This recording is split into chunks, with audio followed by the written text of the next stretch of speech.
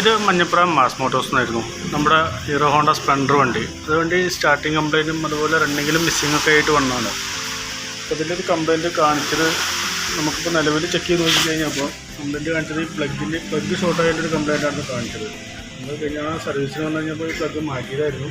ഇതും ഈ പ്ലഗിൻ്റെ ഒരു കംപ്ലൈൻറ്റാണ് ഇപ്പോൾ നിലവിൽ കാണിച്ചത്. ഇന്നലെ നമ്മൾ പ്ലഗൊക്കെ മാറ്റി ഓടിച്ച് നോക്കിയതാണ്. കൂടെ ഇന്ന് രാവിലെ നമ്മൾ ടെസ്റ്റ് ഡ്രൈവ് നടത്തി കഴിഞ്ഞപ്പോൾ വേറെ കുഴപ്പമൊന്നും കാണിച്ചിട്ടുണ്ടായിരുന്നില്ല.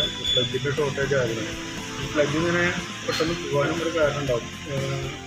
മൈന്യൂട്ടായിട്ട് മറ്റേ ഹെഡിലേക്ക് ഓയിൽ കയറി കത്തുന്ന ഒരു കംപ്ലൈൻറ്റ് ഉണ്ടാവും. അതാണ് ഈ പ്ലഗ് ഇടയ്ക്കിടയ്ക്ക് പോകുന്നത്. അപ്പോൾ ഇനിയൊന്ന് ഓടിച്ച് നോക്കുക. ഇനി അങ്ങനെ ഒരു കംപ്ലൈൻറ്റ് കാണിക്കുന്നുണ്ടെങ്കിൽ നമുക്ക് ഈ ഒരു പോർഷൻ അയച്ച് ചെയ്യേണ്ടി വരും.